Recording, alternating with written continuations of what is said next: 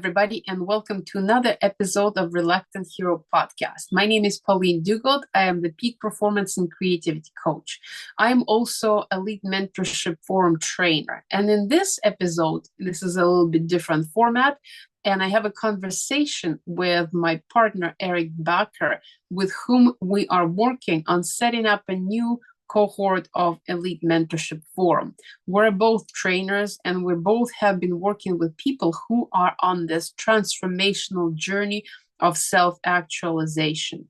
And in this conversation, we go deep into all aspects that we have personally experienced through our own journey and what we have witnessed in others. All the things that apply to interpersonal relationships, health, wealth, abundance, all the ways in which we keep ourselves stuck and stagnant, as well as all the ways in which we strive for self-actualization. So if this is something that interests you, if you're somebody on the personal development journey, if you like to learn more and acquire new skills and tools and comprehension, in order to expand your map of understanding of your world, you will like this episode, and I trust this will be very inspiring for you. So here's the episode. Enjoy, and let me know if there is anything that specifically stands out for you. I would love some comments. So here is the episode. Enjoy. What I'm trying to achieve in the world for everybody who is creative or wants to be creative, but at the same time, this fundamental need of safety and security and predictability, how do you match the two? People like to overthink. They always are overthinking. What do they need to do in order to get somewhere? What do they have to, like, how to do it? There's so much thinking involved. And that's the biggest challenge, really. There's creativity that is everywhere. You look around at the nature and it's beautiful and creative and varied. But as a human, as this tiny representation of the universe embodied in a human, it is scary. So we're constantly trying to build boundaries around ourselves. Exactly. And also, I think the fact that when we think about what we want to do and why we want to do it, we have this saying, if you know the what and the why, then the how becomes easy. Well, how is it possible that so many people struggle with the what and the why? Because they don't want to make a decision. It feels like that people, if they want to commit to some decision, then they struggle to commit with all the actions that come after that. Well, okay, so that is so prominent because, yeah, to talk about purpose is easy. Yes, we all want purpose, we want full expression, but at what cost? The cost for full expression is breaking down of those boundaries that have been established before. It's easier to be in the routine, in a job that you don't like, that is still providing the stability and safety and certainty, especially if you have a family. It's easier to remain in the relationship even if it's not working, because what's the alternative? Alternative is breaking down of everything and potentially paying for months, maybe years. Who wants to deal with that? No human in the rational mind who is like doing okay and kind of comfortable will want to subject themselves to that experience. So it has in most cases, people had to go through a traumatic event in order to shift their life, something that was imposed upon them by something outside of their control. Otherwise, they will never move. They will never come out of their comfort zone. They will never come out of that walled garden that everybody creates for themselves. I think for me, it's all about realizing that, I only live one life. So I don't want to live a mediocrity life, which in itself is a starting point for me, because then I want to move out of my comfort zone and my way of how I'm dealing with my life right now. So in order to move outside my comfort zone, I need to, let's say, realize that I need to go into insecurity and about finding stuff within myself that needs looking at. Well, that's the regrets of the dying is the most popular subject out there. What are the regrets of the dying? It's obviously not working too much. It's not getting the plaques and accreditations. It's obviously spending time with others. But I wonder, would you have been in the same position of being fully engaged with your growth if your first marriage didn't end? If you were remaining there, if that did not occur, that breakdown did not occur, will you still be in the same path? Probably not. Well, exactly. So something had to happen for you in order to shift you onto this extreme personal growth. But for other people, if it doesn't happen, if they're kind of in the comfort zone, in the status quo, in the neutrality, they would never have potential sufficient to move them out. Yeah, so there's no real incentive, what you're saying. Yeah. So of course, they don't want to have the life passing by, but they look outside themselves and they see how difficult things could be. They hear about stories, they may be seeing their friends going through challenges, and they're seeing, well, okay, yes, I want my life to matter, but look outside. Look at all the horror that I'm observing. I'd rather stay here in the safety of my bubble instead of risking that potentiality of what others are dealing with. Yeah, but there's also the realization or the perception that if you stay inside your comfort zone and if you think, oh, my life is really going well, it will stay forever like this. That is something that people may think, but at some point a breakdown happens. Yeah, it's true. If you stagnate too much, then that can cause some kind of a transformative event. Like if your health stagnates, you can have a health issue. If your relationship stagnates, well, it can cause all kinds of breakdowns. If your career stagnates, then someday you might even lose that job because the company may restructure or something like that. So in every area of life, there is a possibility for that plateau, stagnation, and then dissatisfaction and the deep drop into that abyss of unfulfillment. And what I also realized, because we were talking about the three games of life, right? So the money, health, and relationships. And actually, I know a lot of people that have all the money in the world, or at least they have so much money that they can sustain themselves for a long time. But I can see they struggle with health. They struggle with relationships because they have been focusing too long on money, or they think they have arrived to a position that they don't feel the urge to keep investing in their health or in their relationship, because they somehow feel they have won the game of earning money, and therefore they won also the relationship and the health game. Yeah, and this is very interesting point because there is such a thing as adaptation. So not only is there, so there are two things that are showing up right now that are prominent for people out there. First of all, it's external validation and then adaptation. So external validation means that we are searching and seeking and challenging our environment to produce us more ways in which we can get that external validation through money, through status, through accomplishment, seeking of those goals and chasing those things. And eventually people catch them and they realize, okay, well, I got the money, I got external validation, and everything else is crap. So there's that thing. And then there's adaptation, because we're so resilient creatures in a way that we adjust and adapt to even the best things. Let's say you make lots of money and you get used to that lifestyle, and then it's no longer satisfying. There's been a book written called Engineering Happiness. And in that book, it tells you how you can actually engineer your own happiness by reducing the amount of progress that you're making. Like, let's say you won $100,000 and you spend all of it at once. It'll give you something, and then you will get used to it, and it will no longer be satisfying.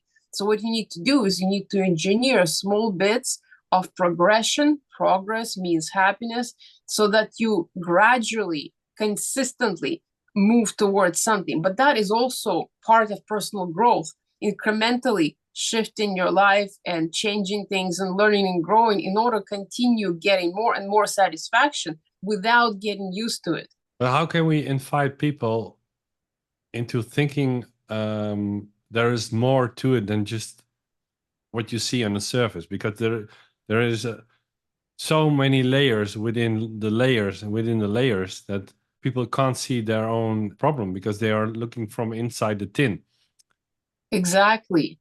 One of the things I've been thinking about is that everybody wants to do better. It's like universal thing. Everybody wants to do better in some respect, in some area. They do have this innate capacity and desire to grow, but fears and limiting beliefs is what blocks it. So you have this cultural upbringing that affects you, the things you learn from your environment, the experiences that you have, they all layer on top of that desire to learn and grow. And the more of them are, the heavier it is. So the invitation would be start offloading those boulders that you carry on your back, the beliefs from society, the cultural beliefs that you might have adopted that are not your own. Start layering off. Just like, let's say you were living in the winter and you were layered in a lot of clothes to protect yourself, but it's springtime. So how can you start taking the layers off? And that's the invitation. Start taking each small layer at a time gradually and see what shows up. Does it lighten the load? Does it allow the inspiration to shine just a little bit more? Is there a hope? Is there more hope that is showing up with every move in every day of that kind of progress? And if so, that would actually drive the desire for more accomplishment and more growth, and it would be self-perpetual mechanism if the process of unlayering just is started. Yeah, while you were speaking about this, I was also thinking of two other things. One of those is, let's say a person does not see the need for personal growth. So that's a conviction that he or she has. There is also the external world, right? So they bump into situations that they can sense there is room for personal growth, but they have the conviction of, but this is who I am. They have to accept me for who I am because, yeah, that's who I am. So if I bump into situations that it's going to be difficult, like being in a relationship or working with co-workers, there's always a level where you can improve. But if these people say, okay, this is me, right? I'm just me, and that's it. They don't see the need, but they can sense there is room for growth. So how to move from this is me towards I can sense there is so much potential for me to grow into a more complete person that is able to overcome all these situations and to keep adding value to people's lives. I like that question that you have because I understand the way that I understand that is that we all have personality. We call it ego, we call it personality, we call it ourselves, we attach a name to it.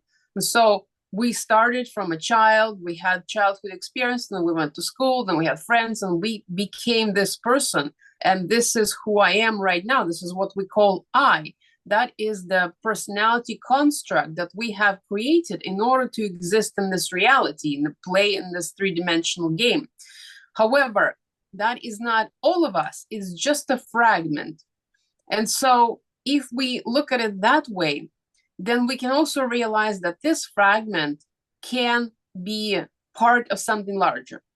And something larger is invisible. It could be a higher self. It could be a soul. It could be whatever it is. And that has a lot more potentiality within itself. But in order to connect with that bigger version of ourselves, our higher self, our soul, our oversoul, whatever you want to call it, there needs to be a systematic approach of looking of where the disconnect is between the personality, the ego, and this current person that is existing in this world, and that higher version of themselves. So yes, there is a need for acceptance. This is who I am. This is how I arrived at this point in time. This is what was effectively caused me to become who I am. And yes, there is this dichotomy between people never change or you can change anything about yourself. So there is this duality of options, duality of ways to look at things. People never change, they're the same way throughout their life, or people can transform radically. So it's both and. I don't think that there's just one or, there's both and. People don't change, and yet at the same time, they can change. We are this personality, this ego construct that has been created, but at the same time, we can also grow and connect with that higher version of ourselves and improve. So it's like, I always think about this kind of concept of make a wish upon a star. It means look up at something higher than yourself, envision that better, higher version of yourself, and strive to move towards it during your lifetime, which means accepting who you are and possibly aligning with people who can accept you the way you are right now. And at the same time, look at all the ways in which you may be less than adequate. There are always plenty of ways in which we can improve. And also, very important for a lot of people, not over-exaggerating or punishing themselves too much when they start looking at their deficiencies. A lot of people have that inner punisher that just they always criticize themselves. If they start doing this personal development work, they start seeing all the ways in which they're not good. And that needs to be modulated somehow in order to not get out of hand, so that you preserve that inner essence, your core sense of self, and yet at the same time move towards something better. So that's how I see that concept. In order to move forward, you either have to overcome a major breakdown in your life where you're like being shocked and awakened, or you realize by seeing it, for example, specific examples, but it can also be like you admire a person for something. You're jumping into a situation and you see someone behaving in the way that you would like to respond. And it's becoming the example and the invitation for you to move forward with that. And then you get this incentive of, hey, but let me dive into that subject. I think it's very important to realize that there are two ways of transitioning. There is these traumatic events, something that happens that causes a huge shift on all levels. And that is one way. But the other transition can be gradual. It could start with inspiration and looking up to somebody and seeing them as somebody to admire. And that can start the process of gradual transformation. So it doesn't have to be. We often hear this, how the universe sends us signals and ideas and clues. And if we don't hear it, eventually it will result in some kind of a big event. But if we listen like to the speaker gets louder. Yes, exactly. So most people have these clues early on, and those clues can direct them towards paying attention to something that's inspiring, something that they can follow and emulate and model potentially. But if they refuse that, if they resist it and not listen to those clues, eventually there will be some kind of major event. So for example, person has issue with some kind of food or whatever, let's say maybe it's even sugar, and they have minor issues within their body, small aches, small headaches, maybe something that is affecting them, but they can just take a couple of Advils and go on with their day. Well, eventually, if that is something serious, it will continue gradually to increase, be louder, the headaches will be bigger, the pains will be longer, and eventually could find themselves with something like diabetes or who knows what. So those are the gradual progression of the spirit kind of encouraging somebody to pay attention to certain things. And if they don't, it results in total breakdown of some kind of structure. When you arrive to that situation, then you can see all your past decisions and why it has led up to that point. And there is no other option than to re-engineer yourself from the ground up. Yeah, exactly. Also, it's like basic law of thermodynamics that I love referring to is the law of entropy. Everything is constantly breaking down.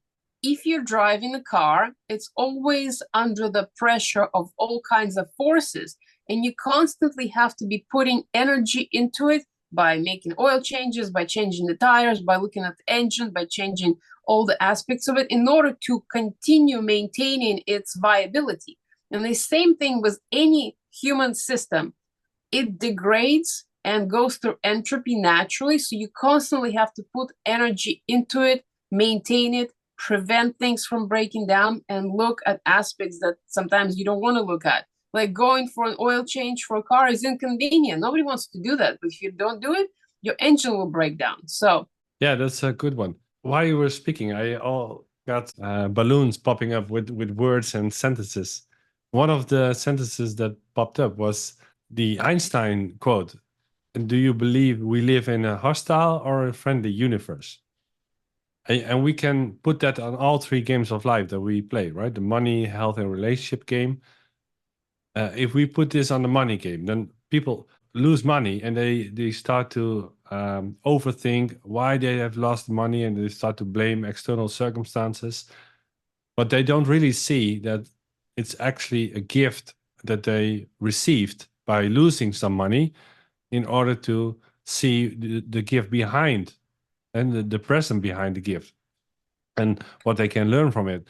But then they have to put it in the container of, hey, I live in a friendly universe, and that's why I have this gift, right? In order for you to grow from that. Because if you think, oh, I live in a hostile universe, and you lose money, then you start to hate whatever you created, and then you create more energy into the same thinking, which end results in losing more money probably, or having a different relationship with money. yeah, I love that. And also, it can be said that we don't live in the hostile or friendly universe. We live in the meaning-making universe. Essentially, nothing is meaningful until we give it some kind of meaning through our own interpretation. And so one of the things that I've been looking at more deeply at as the reframing. It's a very common way in which we sometimes try to help ourselves or help others, reframing negative into the positive. But also, one of the things I started discovering is that there's a dark side of reframing. If somebody is resisting or refusing to look at something, they can reframe it to such an extent that they stop seeing the reality and can cause this sort of illusion fantasy overlay and start pretending that something is like what it's not. So it's very interesting because we as humans, we don't really experience reality as it is. We experience it through other people. Our meaning is dependent on other people. We are relational creatures, and everything is existed in relationship to others because the humans really represent the environment around us. Yes, there are trees, there are buildings, but that is really not the territory. The territory are the people we are interacting with on a daily basis, and they create this landscape for us. And so we create meaning, what position each person occupies in this territory, and that creates the map and the belief system and how we operate. So the meaning making in this way creates, so yes, is this universe that we're perceiving, is this hostile or is it friendly? Are the people around me hostile or are they friendly? Because there's nothing really for us to attach to other than other humans we are dealing with on a daily basis. And so it makes a difference when somebody starts really kind of reassessing that way in which they're perceiving their territory, which is represented by other people, and start questioning, am I seeing other people as hostile or as friendly? If I lose all my money, what does it mean about me in relationship to other people in my environment? And how can this be improved? And so waking up, it's like a spiritual awakening, is realizing that you can change and shift the meaning that you assign to other people and can improve things no matter what happens. That's kind of how I see this relationship dynamic and a universal thing that we have going here. So let's talk about human behavior, because I see so many people, they don't realize that there is this compute brain inside your head, which is doing so much of the automatic work, but there is also programs that are in there that you don't realize. And one of those is cognitive dissonance. And also, if you relate it to the fact that the job's mind is to justify your current state of behavior, which is sitting also with cognitive dissonance. Because if you see your external reality different than the way you feel, you want to play the catch-up game, or you need to realize something. Oh, there is a disconnect between what I see in the outer world and how I feel in the inside. So you're making and matching, so you feel good about yourself at the end of the day, because you need to live, right? This is also survival. It's based in survival. That's a really good point, because so cognitive dissonance and also confirmation bias. Cognitive dissonance, in the way that I see it, is that when there are two conflicting ideas present themselves within us, because everything really exists within our brain. And then we need, if that happens, that usually pushes people towards denying some kind of aspect.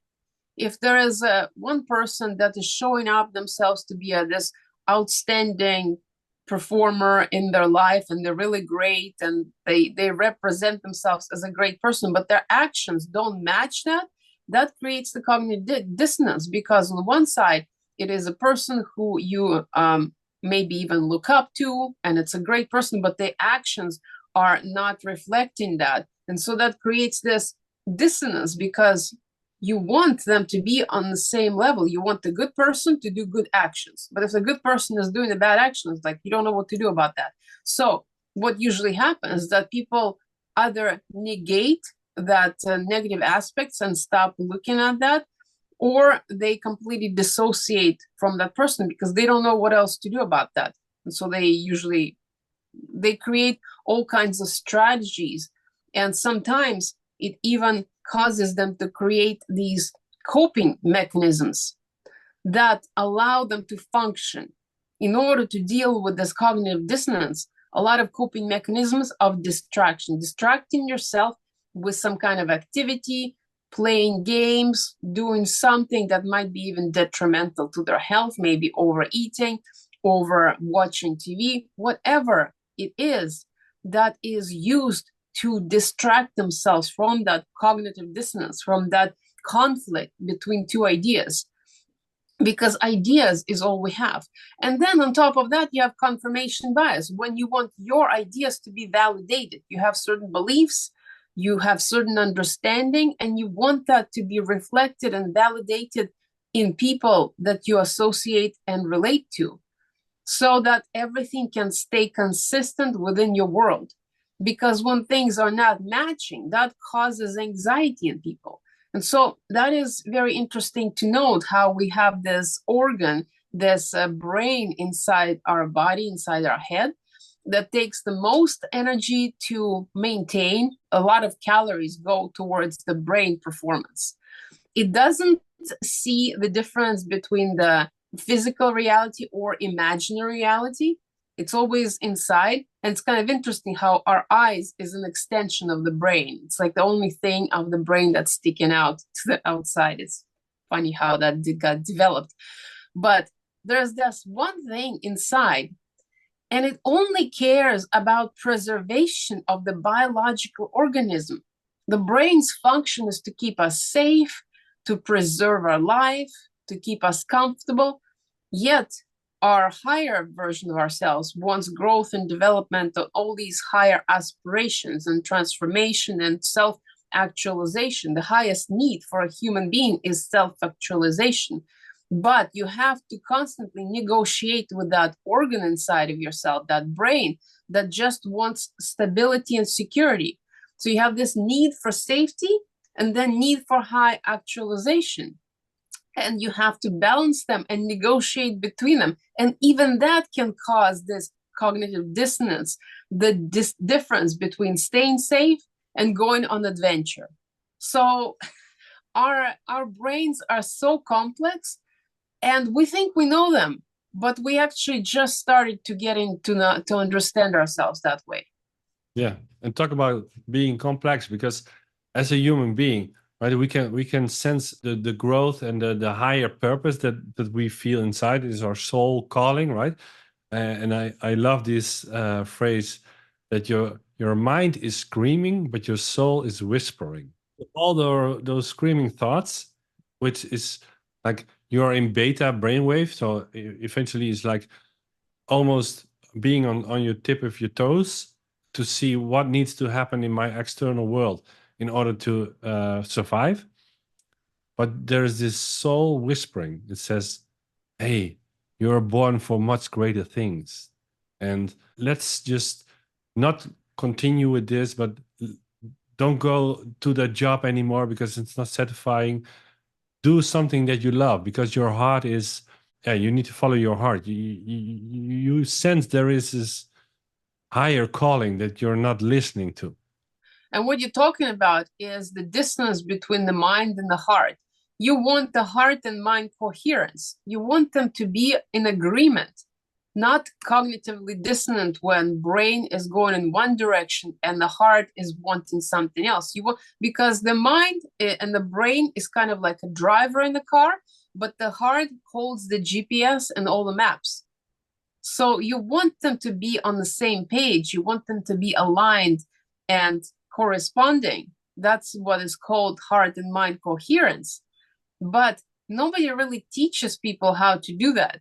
What exactly, well, how am I supposed to get them on the same page? Well, that means listening to that whisper and lowering down the screaming of the brain so that it doesn't take the charge and drive you into the ditch with the car because it doesn't have the map of the road.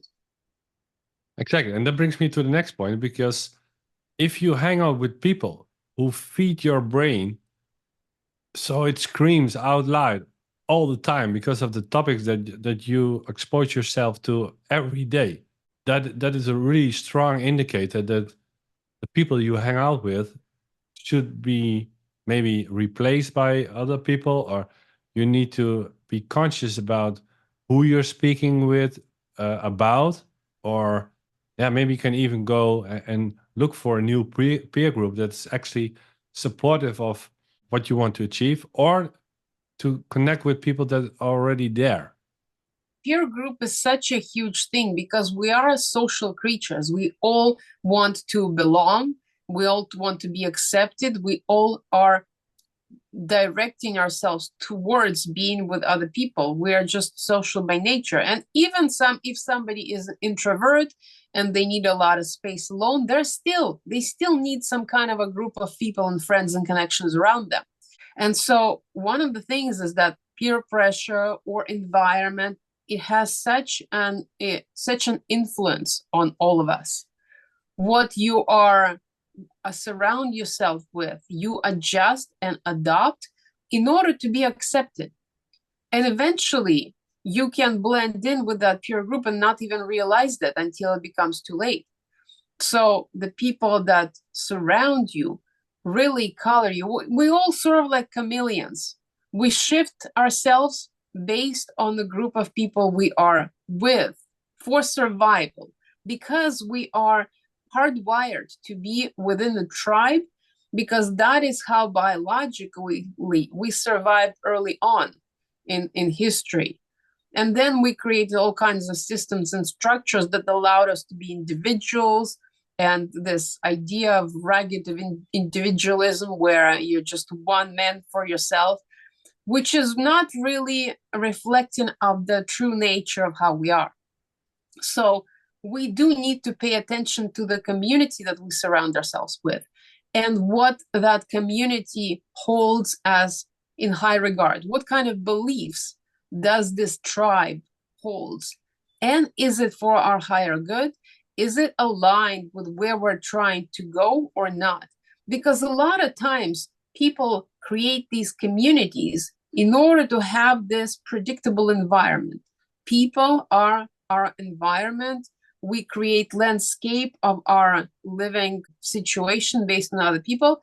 And sometimes we are reluctant to change that environment and move out of the tribe and go start looking for another tribe because this is predictable. This is our familiar territory. And that is so important to realize that that familiar territory could be bringing you down and holding you back from expansion, from growth, from evolution, and that self-actualization. And how will people know about? How will person realize if it is happening or not? Well, if there's a whisper inside that is saying something about where they are and how maybe they're not fully accepted or not being fully recognized for who they are, and they can't quite contribute to the they want to, then maybe it is time to shift. It's like if you're the smartest person in the room, you need to find yourself another room. Yeah, So or they produce the same crap results over and over again, and then they are like, why is this always happening to me? And why I do jump in the same situation at different times in my life? So actually, it doesn't change. repeating patterns are kind of like the bane of our existence. If something continues happening over and over and it causes you pain, then you could be sure that, first of all, there's something within you that is causing that pattern, some kind of program running in the brain that has been established long time ago for the purposes of survival, maybe even in childhood when you didn't have any tools to deal with the world, before you built the maps of representation of other people. But now you're like in your 50s or whatever, and you're still using the same programs you developed as a child when you were 10. So that's one thing. And then the people reinforce those things continuously. If it's the same people, same pattern, same situation, is going to continue repeating itself over and over and over again until you shift the environment and start really looking at that pattern and disconnect yourself from that program and rewrite it with something else. Yeah, and to rewrite with something else, you need time. You need at least a long period of time in order to map out everything, who you are, how you function. So if you know who you are and how you function today, which is the person from the past, because it's like the person who you are today is the person from the past, because all your past decisions has led to who you are today. So in order to change, you cannot do that overnight. So you need to make different decisions today and then see the results in weeks, months' time. And then you can re-engineer yourself from the ground up, or take with you what you like and leave behind what you don't like, and to start implementing. And this is really important, because this is my experience, that if I read books, if I went to seminars, I've a lot of books. I've attended loads of seminars, and I've workbooks full of written notes. But the problem is when I leave the book, when I leave the seminar, and I don't make a conscious decision to apply something that's in the book or in the seminar, which it can be one or two things that I implement, but that nothing really happens dramatically over time. So if you immerse yourself into something that is going to give you the insight, plus right, the insight who you are, plus you're getting strategies and how to apply something that's going to make your life more compelling and more like fulfilling, instead of only focusing on success, but also to really sense, okay, this life is going to make me fulfilled and towards something that's worth living. Exactly. Changing yourself is like climbing Everest. If you want to do it alone, it's going to take you a very long time, and you could even die there. It's like, it's that kind of, hypothetically, I mean, metaphorically. It's very difficult to change yourself by yourself. You can do that, but it's going to take a very long time. So, but what are the ingredients for the change? You have to be aware. First of all, there has to be a threshold, some kind of pain that is big enough in order for the person to move out of their old patterns, shift themselves, and start really looking at themselves. That's a beginning. Then you have to become aware of what exactly is not working. Then you have to figure out the terminology and maybe concepts and maybe create new maps for what it is that you're dealing with so that you can have other alternatives. Because if you only see one color and there are a whole bunch of other colors, but you have no comprehension of what they are, you've never seen them, you can't really shift your perception from one color to different ones. So you need to have these options, these Or even variety. merge colors, right? You can merge colors by adding two colors in one, and then start to make a new color. Right, and that becomes the next level of comprehension. But let's say somebody had some kind of pattern within themselves, and it's represented by one color, and they have no idea that other things are possible. They have no idea that they can paint with other colors. Maybe they've been painting with green all their life, and they don't know that there's blue, there's red, there's yellow existent. And so they need to understand that. Once they do understand them, they can say, oh, I have all these other options. I don't need to be just painting my life with one color. I can shift to something else, and I can combine them, and I can be this different person. But another thing that happens is that in a vacuum, when the person is doing it by themselves, yes, they can be going to a lot of seminars. And I have been going to that for the last 4 years, intensively going and learning and consistently uncovering things, becoming aware of the other options. But the moment you return back to your old environment, that starts to fade away. So there needs to be a support and accountability for the person on their journey towards the top of their mountain.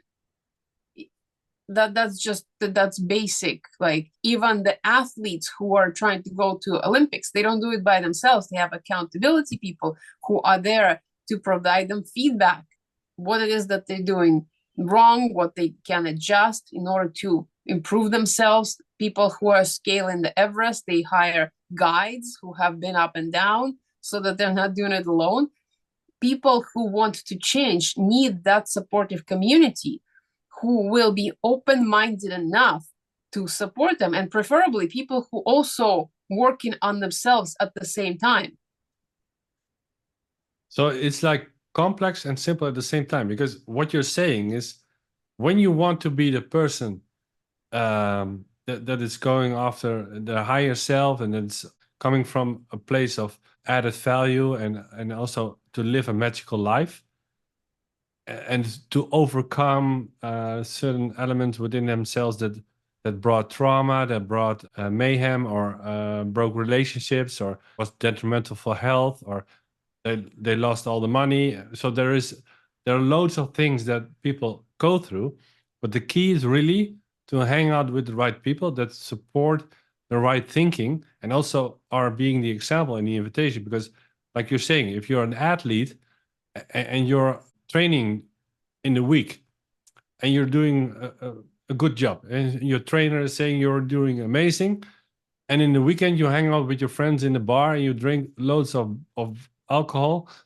and then on Monday you're back on the track again, and then you worry about, okay, why didn't I have improved over the past month? Because there's no real result, because you can see why that happens, because they hang out in the bar drinking, and it's not supporting their agenda. Same with climbing the Mount Everest, right? If you hang around with people that can only climb a tree and not a Mount Everest, then you're hanging around with the wrong people. Well, exactly. And actually even have a personal example in that regard. I began this journey 4 years ago. So I encountered Peter Sage, kind of information and his event. And actually that's where we met for the first time. And I tried to do this myself. I tried to find all the information and follow it, just like trying to climb the mountain all by myself without anybody around me. And for 3 years, I was just treading water. I was nowhere really. I was not moving. I was not where I was, but I was not where I wanted to be You either. I were was, average. yeah, I continued getting the same results from even though I tried different actions, I learned new things, I read new books, I was still kind of in the same place. But the moment when I joined the community of others who were working on the same goal, my things started transforming exponentially. The clarity showed up a lot faster. One of the things that I had a buddy, so I was going through the process with my helpful buddy, and we kept each other accountable every week. So for 6 months, every week I was going through something and there was a map of going from A to B. I knew exactly where we were on that map. And so with my buddy, we were consistently just going through the things, uncovering things after another.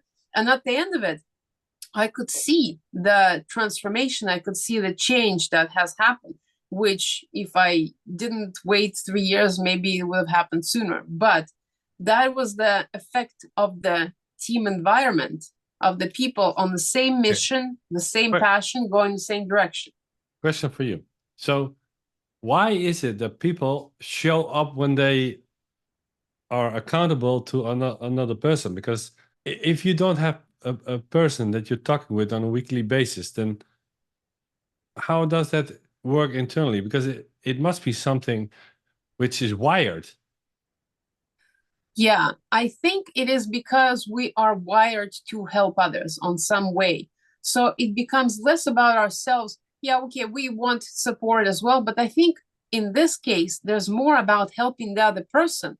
You're showing up there for them. And especially if you bring that intention that you're actually supporting that other person in your body relationship, then that shifts the focus from yourself. We're very selfish creatures. We always focus on ourselves. We want to have the better life. We want to have better results.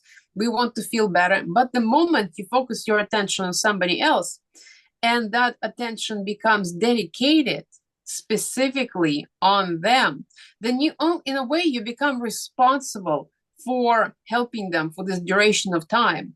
And you know the start and end. This is a boundary time period, so it's not forever. It gives you this ability to not be overwhelmed with it because you know it's going to end. So as long as we know when the end is, we can do anything that is difficult. So showing up for the other person, I think, carries a lot more meaning because we get to feel good about ourselves for helping somebody, and we also get the same feedback back. So it's a self-feeding, enhancing loop when you are working with another person and accountable to yourself, but also allowing accountability to be presented for them as well. This is really interesting because we are recording this talk, and while I'm listening to you, I was envisioning a human being with two antennas, like radio antennas, and these radio antennas, they are listening all the time to WIIFM. What's in it for me? Each time a person interacts with another human being, even though it's supportive of the other person, there is also a sense of what's in it for them, right? Because you don't add value to people's lives just by the fact of, okay, that's for someone else. It's also something for you, which is what you're saying, selfish. But at the same time, we don't want to be called that way, because if we do something for someone else, we don't want to be feeling selfish. So that is a really, really deep human construct that we're dealing with, right? It's a law of balance. In a way, the universe works on this law of compensation and a law of balance. So in a way, we are always engaged in this trading relationship with everybody, in the business, in personal relationships, in acquaintances type. There's constantly feedback back and forth, and it creates this balance, this loop, this compensation. So when we show up for somebody else, we also get it back. And we know even on subconscious level, we are sort of aware of this trading relationship.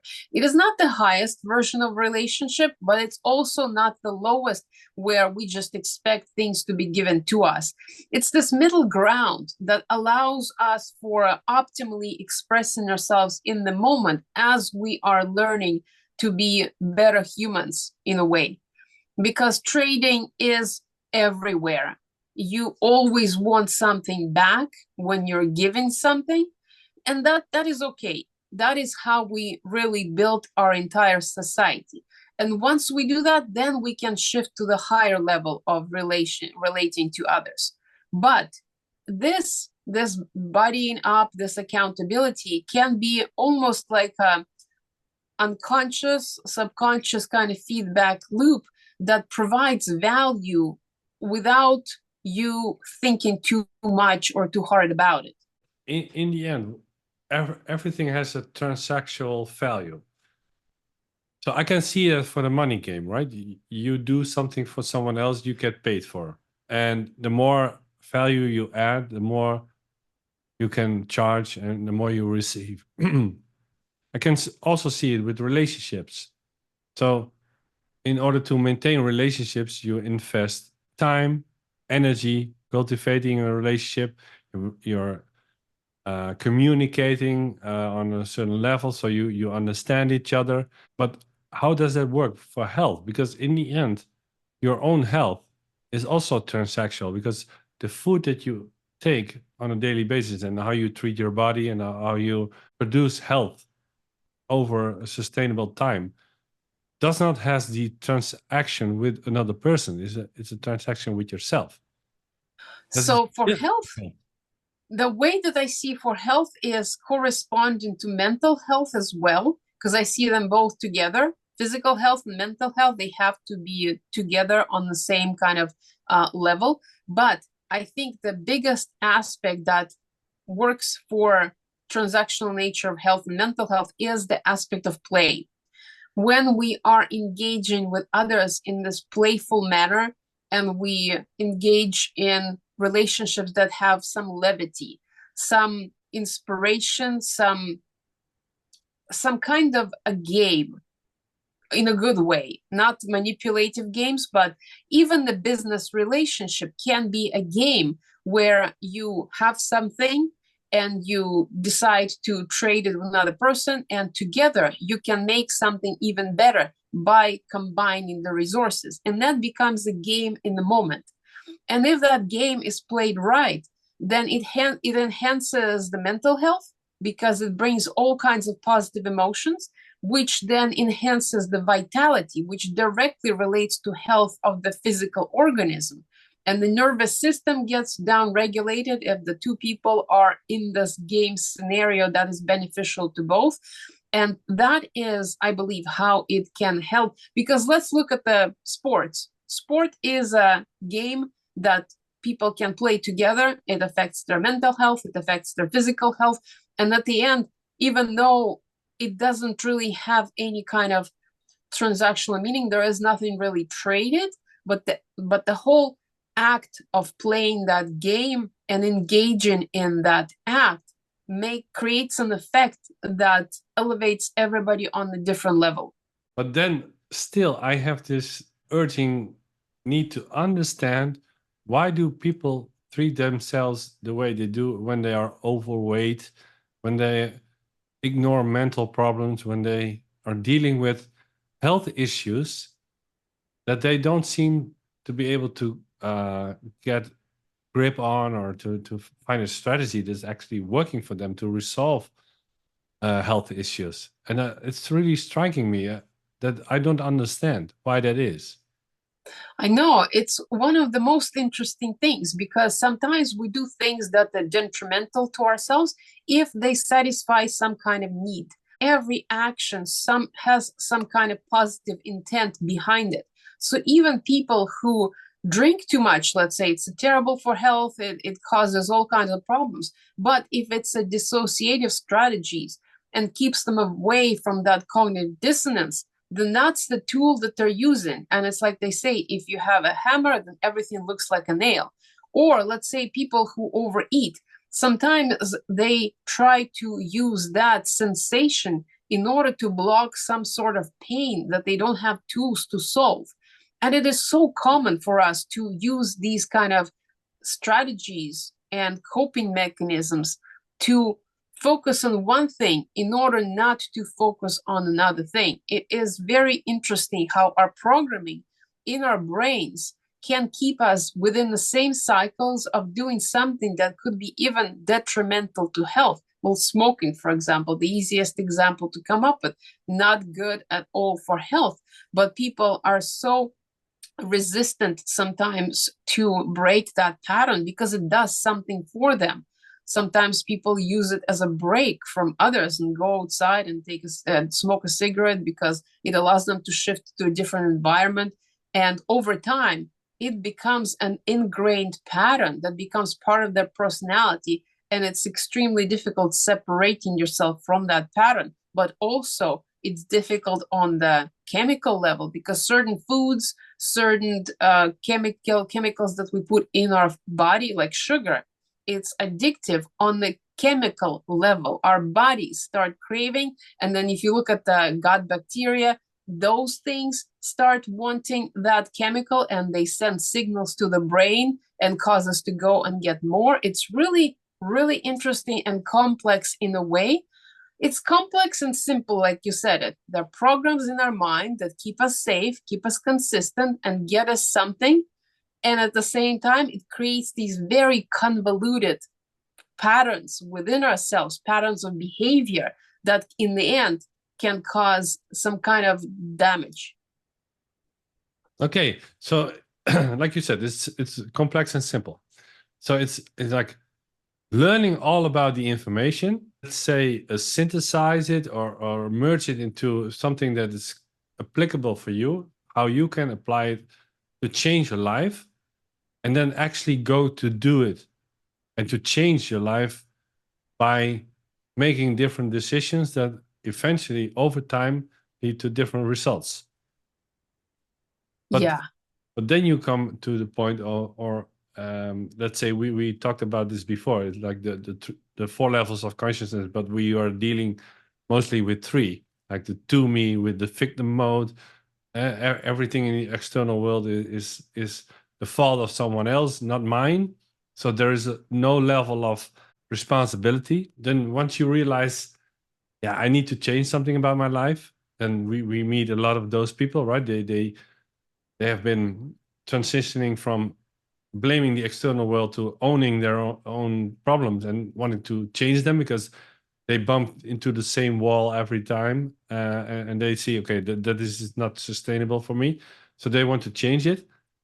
So they are spending loads of time into what we call buy me mode. It's like to-do list, action list, think about what I can do to improve myself every time, and then go and do it, which is eventually exhausting because you're doing it from maybe unconscious behavior, which was imprinted.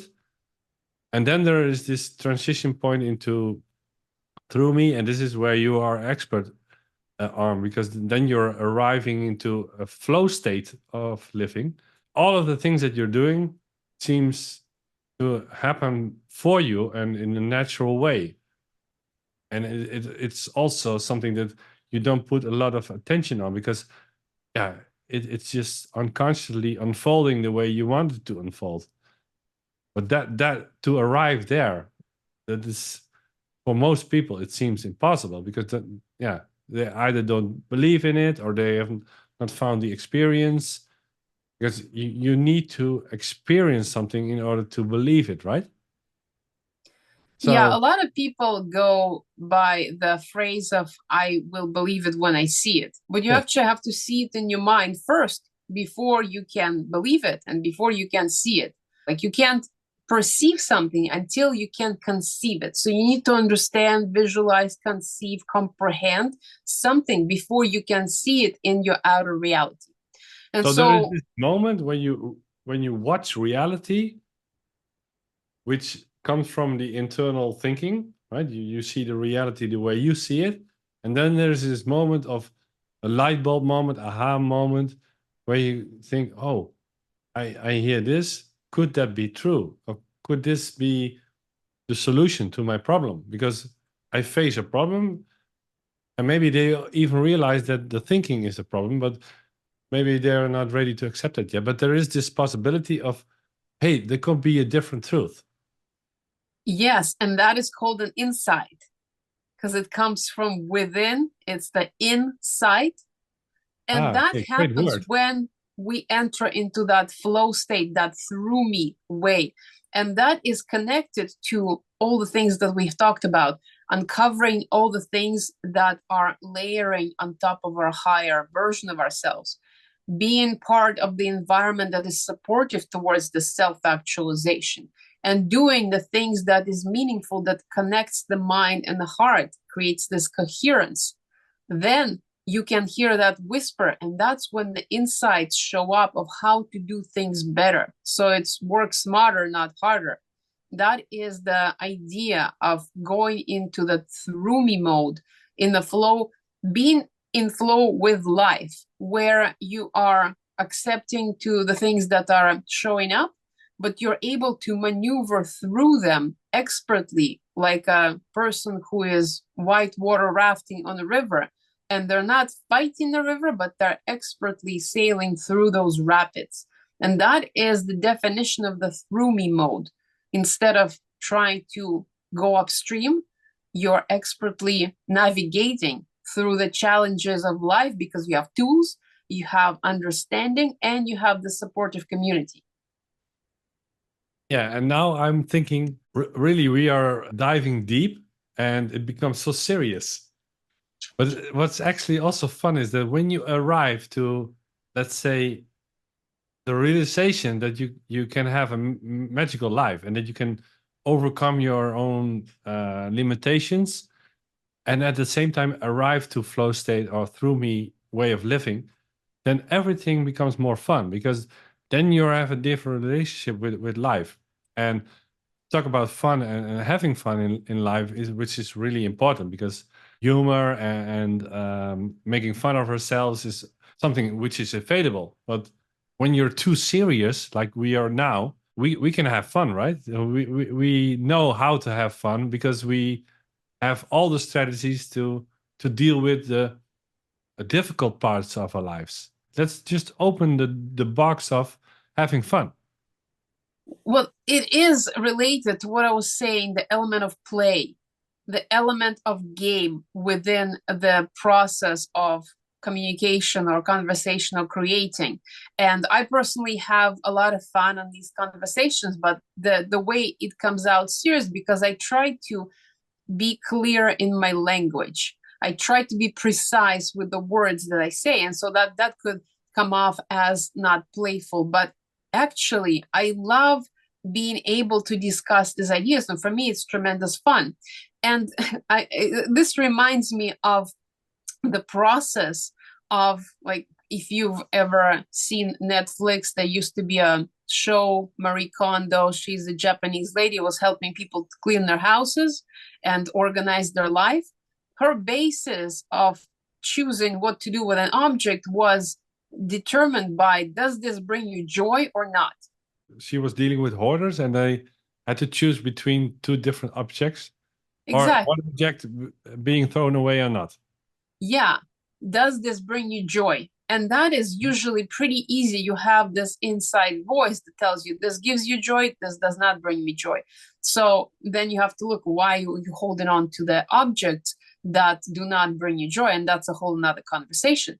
But that is the element that could be used to make decisions when being in very highly analytical mode. Even making simple decisions like, should I invest in this thing or should I go on vacation? Like, which thing brings you the most joy? What answer comes out of this moment that resonates as fun? One thing could be dreadful, another thing could be inspirational and fun and joyful. So going towards joy actually leads you towards that through me mode and the flow state, because Flow state is usually based on activities that have the most joy, and they have the roots in childhood. When you are a child and you're playing with something and you're totally absorbed in it, you are having fun.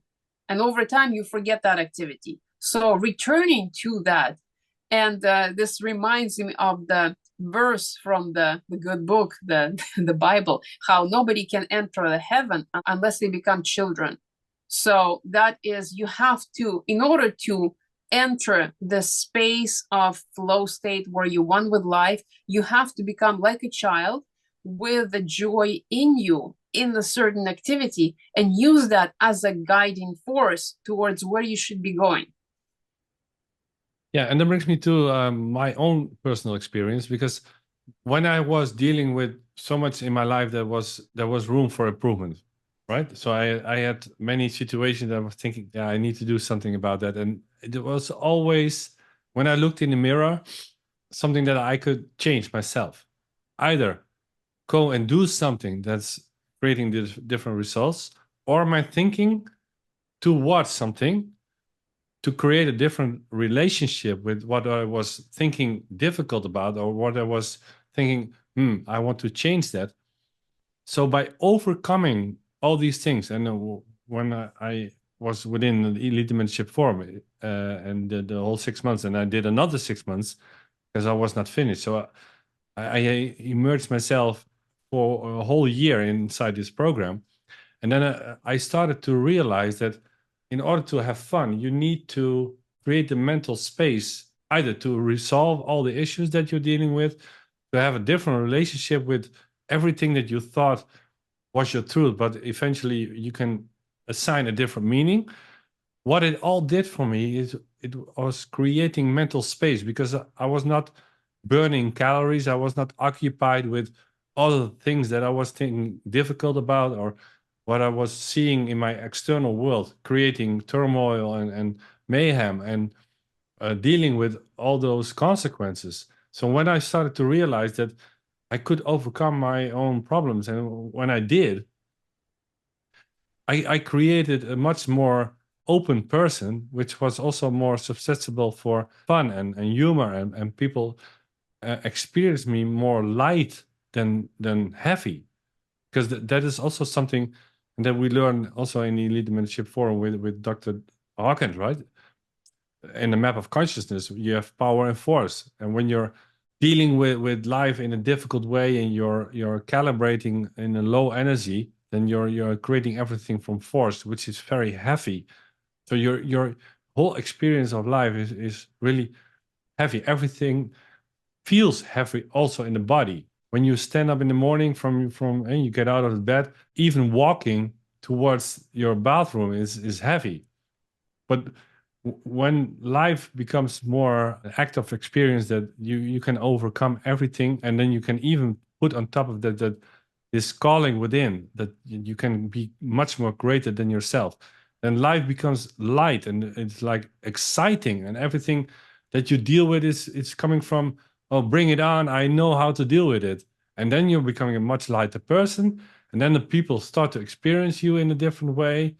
And then you can start to implement humor, because we take ourselves so seriously when we are like having all these problems, and then we want to connect with people also that relate to each other, that we all have problems. I experienced that, and when I was talking to people about my problems, they would actually ask more questions. Or what is your, and they want to help, and you create this relationship by talking about problems.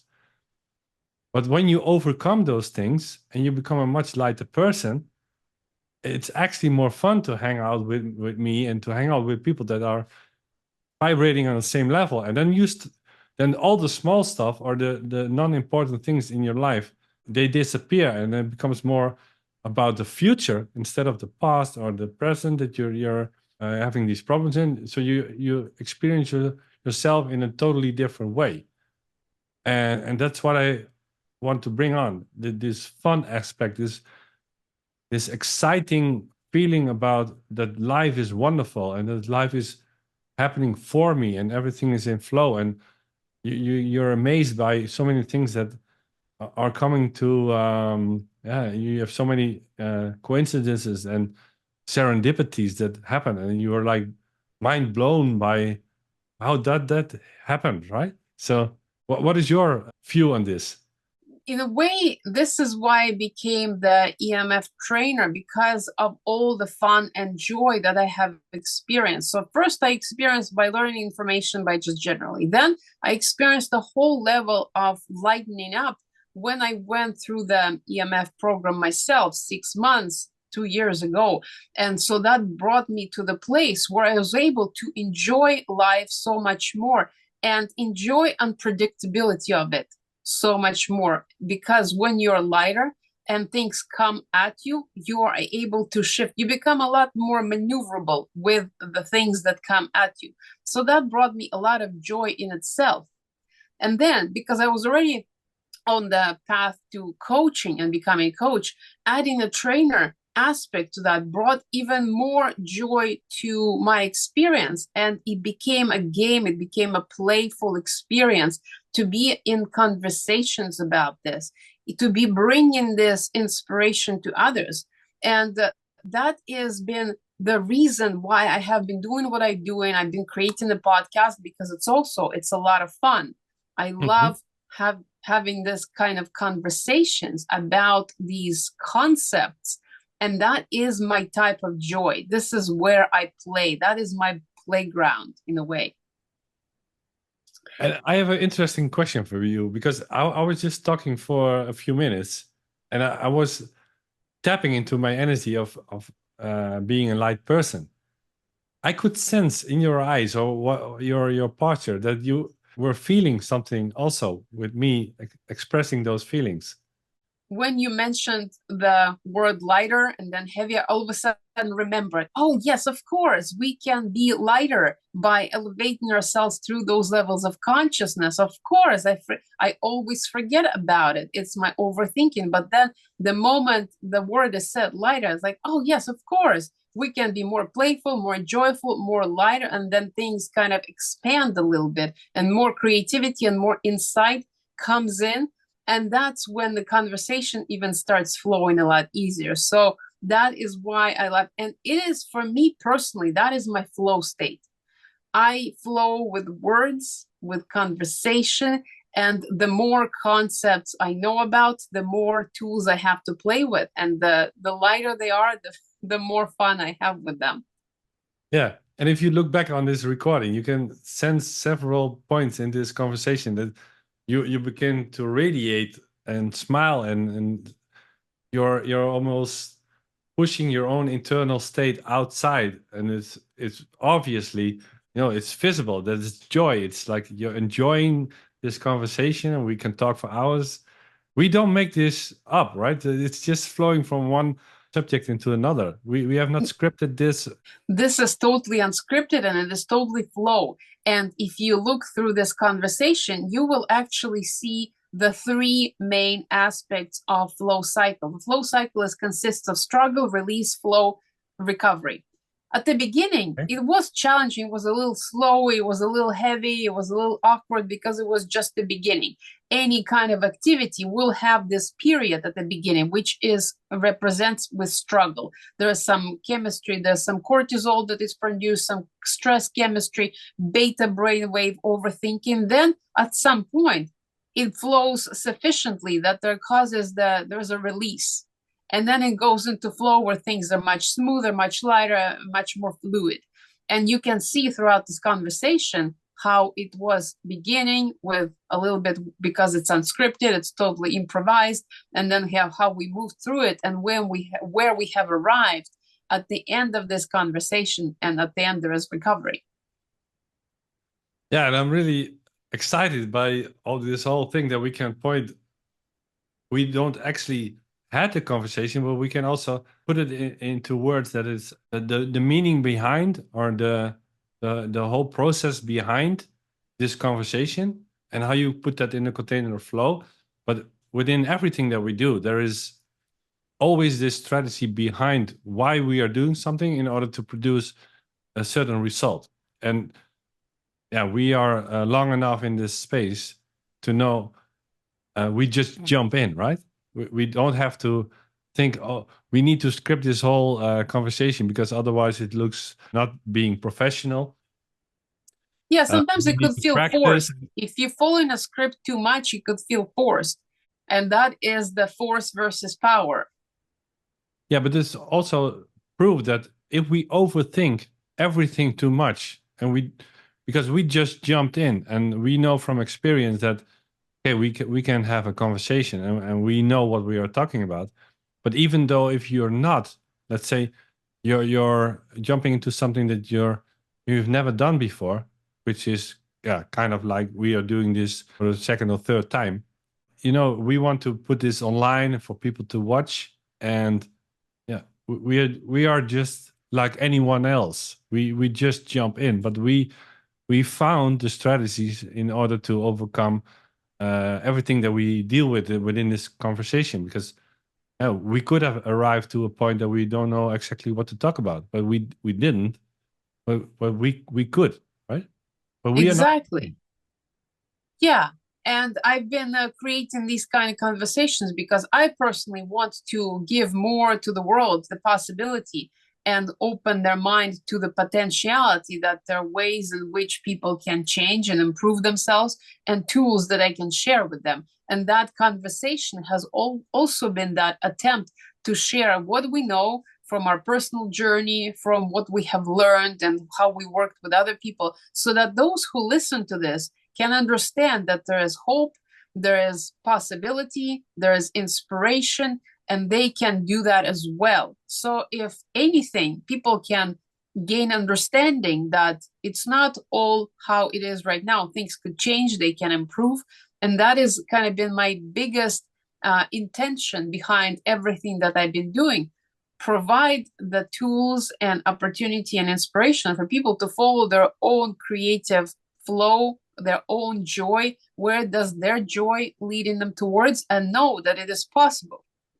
Yeah, and one thing that we also realized, Pauline, with the two of us, is that we have a masculine energy here and a feminine energy, but it's not always that you are the representative of the feminine energy, but you can also, represent the masculine, and I can be the other way around, because I have a feminine side to myself that I want to display, and I want to also convey to the world that the men around the world can identify with.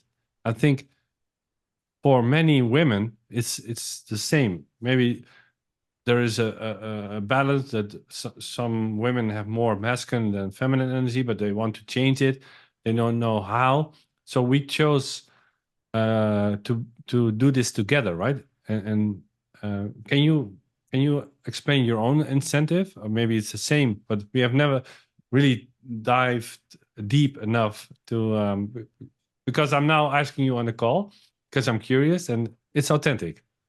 Oh, absolutely. I love that question because almost every podcast that I record, I try to bring some aspect of this feminine masculine energy because it's part of duality of this world. Everything that we see, black, white, day, night, hot, cold, it is representative of this masculine and feminine energy, which we possess within ourselves as well. But because we live in this physical world, sometimes one side can be overbalanced or overworked. And sometimes we rely on something more than others. So, for example, for women, for some time, they have been over reliant on their masculine side to get things done, to accomplish goals, to be driven, to be hard and engaging and just win. The competitiveness that women have exhibited have stemmed from masculine energies within them. But there's also the other side, which is the feminine. It's the flexibility, it's the resilience, it's the fluidity, it's creativity, it's nurturance towards the self and others, and we need them both. I do like how we have this combination of you representing the masculine energy with also your availability of your feminine energy within yourself that you have cultivated. which allows you to be receptive, which allows you to hold space and nurture others and understand and be compassionate towards them. But at the same time, you're very logical and you're very good with systems and structures in business.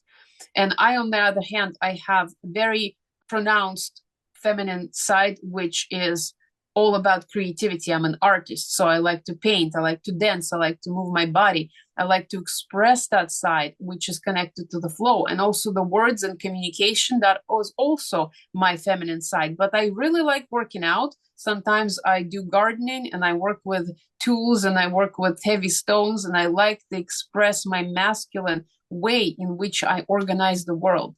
And I create structures for myself and others, and that is how I like dealing with that as well. And we all as a society have been on this journey towards better understanding both sides of ourselves and healing any wounds that have been present within either.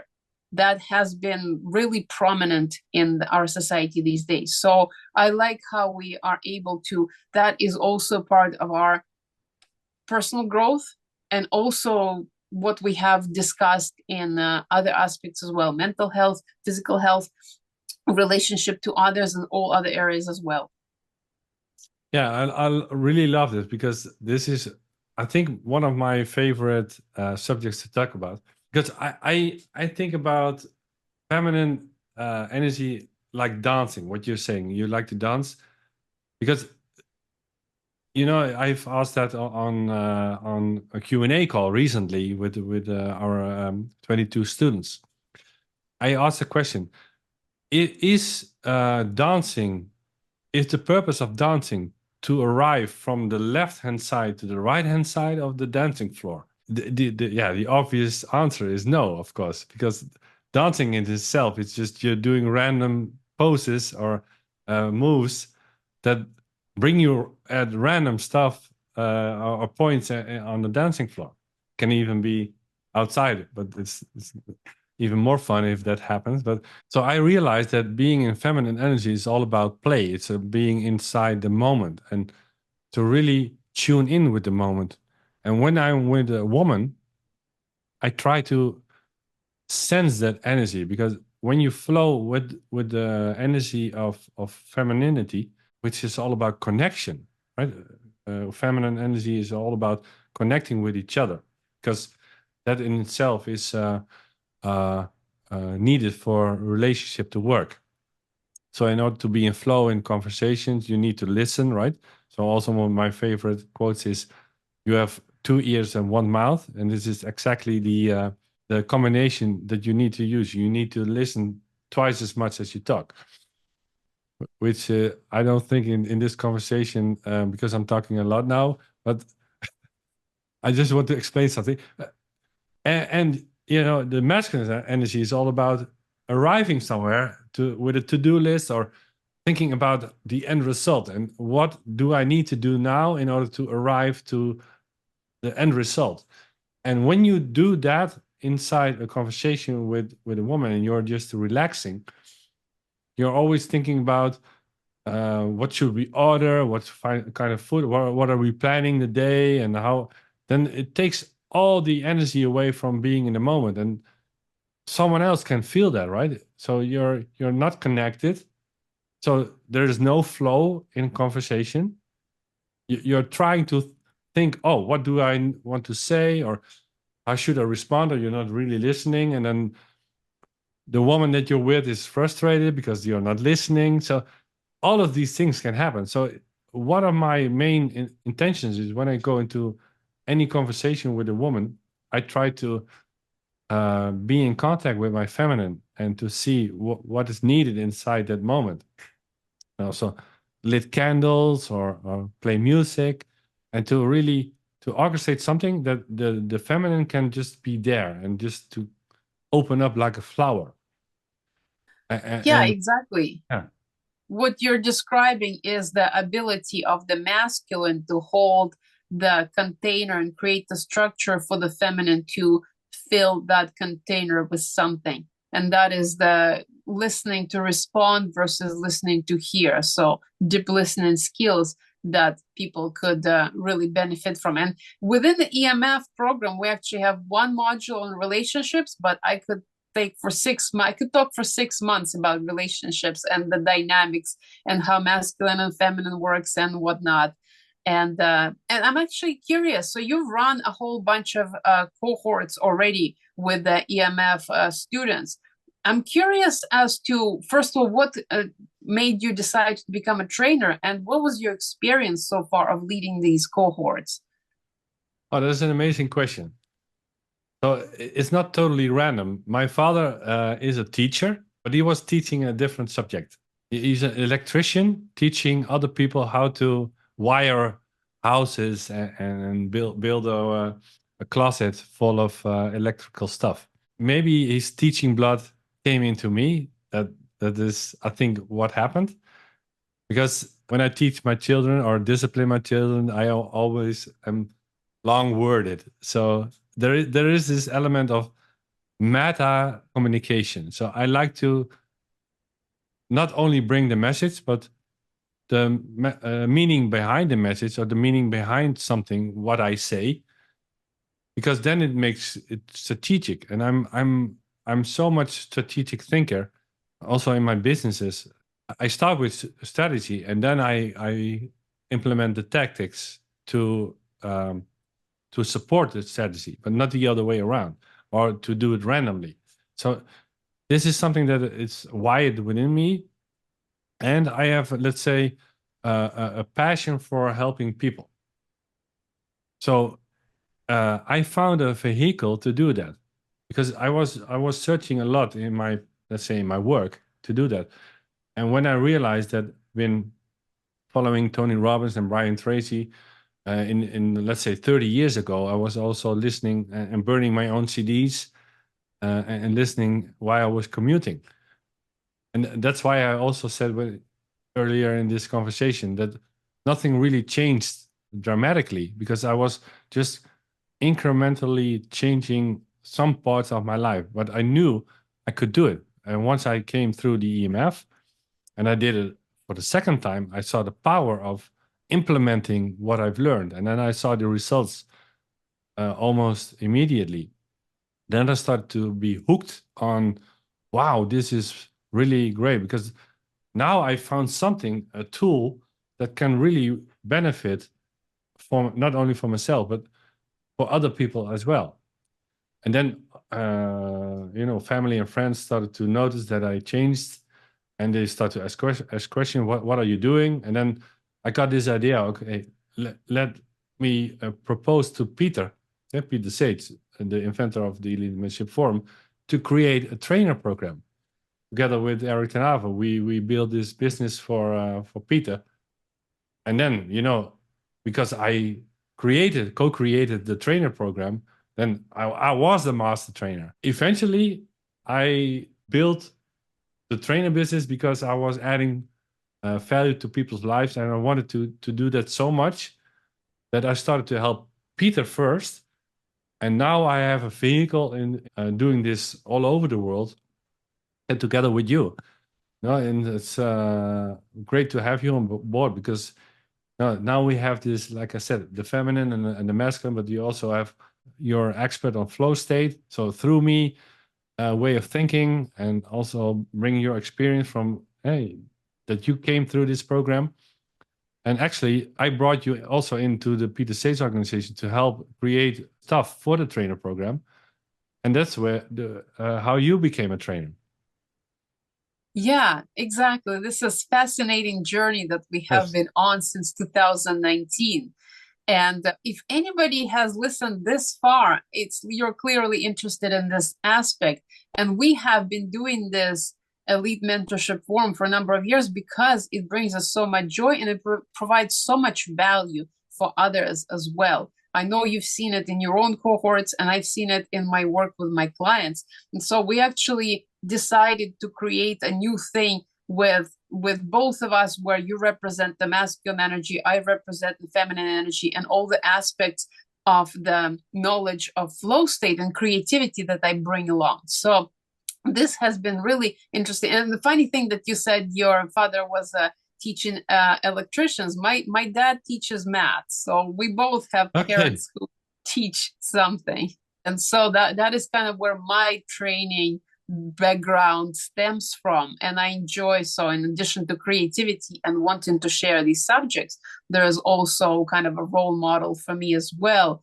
And so it's interesting, what we are trying to create here is provide opportunity for people to climb their own Mount Everest with a community of other like-minded people who are interested in flow state, who are interested in productivity that is enhanced through their insight and their creativity, who want to know more about themselves and have this support and accountability of somebody who will hold them throughout the journey for 6 months. So if somebody listened this far, you might be very interested in this. And as a standalone, this video, I think we provided a lot of ideas and tools and strategies for people to just take and go and do it alone if you want to. But if you want to go further, there is an opportunity for you to join our next cohort that we're working on, which would be very simple. You just sign up for a free call with us, get on to a call to have a conversation with us to see if this journey is right for you, because it could be a life-changing and transformative journey. We both have a lot of experience leading people through this kind of thing. So if you want more joy in your life, if you want to understand what your purpose is really, how to deal better with your friends, loved ones, and co-workers, and have a new peer group, new community, which is supportive and encouraging, then this could be a really good opportunity. So this is kind of what we've been talking about, but there's so much more. Yeah, it's funny that you're starting to talk about this, and just before I was thinking, let me share, because I was maybe you saw it on camera. I was looking at my phone. There is this testimonial from one of my students put in the private Facebook group that we have for this cohort. I will read it for you, because we arrived in the third phase, because EMF has 3 phases, and the last phase is about engineering yourself with new ways of thinking and creating different values that you want to subscribe to, and also creating your legacy. So it's all about the person that you want to be. But we are starting that this week. But this is testimony. I will read it. I have probably chased my meaning of life and fulfillment for 30 plus years. Imagine that, right? 30 plus years. My greatest awakening in the last 18 months or so, it was a ghost I simply had to become friends with. I think I'm not alone in our modern complex material world. If I can help others, especially my children, to enjoy their journey now and not their shadow rather than 30 years later, then I'm up for supporting those that would like to be helped. That's my mission now. He wants to create his own coaching program together with his own business. So he's adding a layer of coaching because he realized that this program was so insightful for him that he wanted to change other people as well. And then he goes on and says, Peter Sage, USM, and EMF has been huge contributors to my awakening. The journey and learning continues. So does so much more enjoyment and fulfillment. Thank you, Peter, Erik, and then all the other people, his buddy and his fellow EMFers. Inspiring with big hearts, spirit and kindness. So this is just one example. From what I experienced, and I'm sure you have experienced as well, not a single person comes out of that program without some kind of transformation, without some kind of big effect on them that transforms their life for the better. Yeah. And what I also experienced is once I started to work with Peter and with doing the EMF and building the EMT, the training program, I started to see overspill effect. So not only did do something for me with the stuff that I identified of, I want to change that, but I grew as a person into something that was I couldn't even imagine. And then I started to create this ripple effect everywhere in my life. And now I'm seeing the overspill effect of investing in yourself, not only for yourself, but also see the ripple effect into your family, into the person that you spend most of the time with. It could be your partner, it can be your mother or your father, right? It can be co-workers, it can be so many people that you help by only showing up in a different way, and to be the example in the invitation, but also realize that this program can have so many situations that you don't consciously know that you're impacting. You are describing essentially what David Hawkins wrote about in his book Power versus Force, where he said that the expansion of the human consciousness has logarithmic effects on the world surrounding them, which means the person who vibrates at the higher level affects a lot more people, and it's not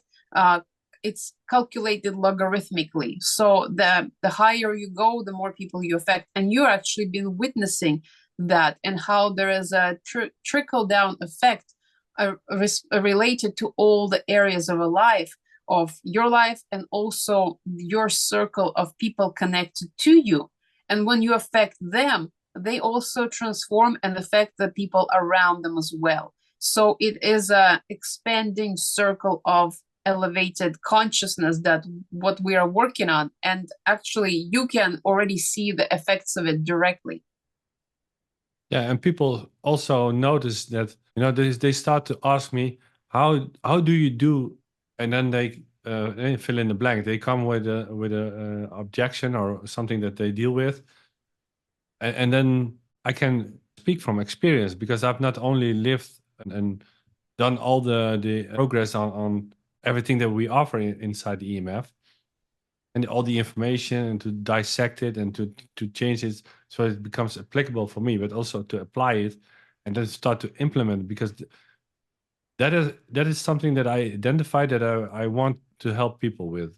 You know, it's not only getting the information, but the real transformation, it's in its application.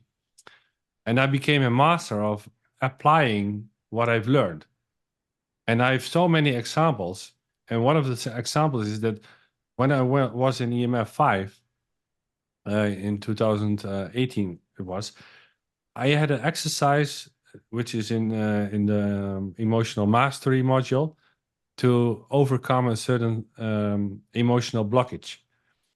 And I spoke with that with my partner, and she says, "Oh, I'm interested, because let me do a experiment," because she was dealing with something and it was occupied in her mind a lot of times. And then we did this exercise, and before we did that exercise, we have this busy family, right, with small children, and after dinner she was almost too tired to function, so she needed to do a quick nap. And that in itself is not a problem, because I've seen so many people dealing with that, and it all almost becomes like normal. But I never had that problem. So I had high energy, but you know, I am breakdowns during the month, but not in the evening. I was perfectly functioning okay, but she was not. So after we did that exercise, she solved that problem, because it was unconsciously doing something. And when she overcame that with an exercise, yeah, it was so obvious that it had to be that, because the day after, she didn't have to sleep anymore in the evening. And it's now 6 years later. She doesn't even sleep in the evening. It's like solved. Well, that's huge. Solving that kind of issue of getting tired in the second half of the day. It's common for people to get the dip in their energy, and especially if there's some kind of problem that is occupying most of their consciousness, they're trying to solve it, and they're using all their brain power to solve it, and having some kind of a tool or exercise that can shift that is profound. So, and there are a lot of examples like that Yes. that have happened over the years from that experience, that EMF Elite Mentorship Program. And a lot of people have gotten different results that have enhanced their lives so much better. And also, even just on a basic level, it helps you deal with children. If nothing else, that program has helped so many people relate better to their children. If nothing else, that is worth all of the attention. But Yeah. anyway, well, And I think this been amazing conversation. If anybody is interested to learn more, you can connect with us and have a deeper conversation. Is this right for you? Because we are working on setting up a new cohort of students who will go through the 6-month transformational journey with accountability body. There will be lots of play and joy and fun. And in the end, they will go from by me mode to through me, and embracing this flow of life, being able to get into the zone and perform at their optimal level. So that is an opportunity. and gain new friends. Yeah. Yes. All over the world. I have friends all over the world. It's amazing. Well, that is the best part of it, because this is all online and it's digital and virtual. There is no limits to where people are. And that has resulted in people like you're in Netherlands and I'm in Canada, and we've been connected for 4 years. It is incredible. Yes. Yeah, that's incredible. And let's do it live next time. Yes. Then we can Yes, also we answer will. questions. And we can like also do a maybe a mini experience how it's like to work with us, because like we concluded earlier, we don't script anything. So the questions that we can get on a call will be really interesting to see how we can handle those, and we can even transform lives. Yeah, there and then. Absolutely. I love that idea. We can definitely do live. We can do live on YouTube. That allows us to have a chat and live chat happening at the same time. And so that could be really interesting. So yeah, we definitely going to create something else and we'll announce that. But for now, this is the standalone episode that you can enjoy and listen to over and over again, because it's packed with value. Yeah. Maybe we should do an episode every once in a while. I love that idea. I'm doing podcasts constantly, so this is right along the lines of what I'm already doing. It is exactly the right thing, and it, when I think about it, brings me a lot of joy. So that's the right direction. And I'm thinking we are so much aligned and connected. We don't even thought about this result before, right? That is the relationships that are built in the Elite Mentorship Forum. That is the essence of the relationships that people have there. Yeah. So I think we should conclude the call. Such a joy to talk to you. Yes, absolutely. So thank you everybody who was listening, who was watching, and we will return with more. But if you're interested in more information, please reach out.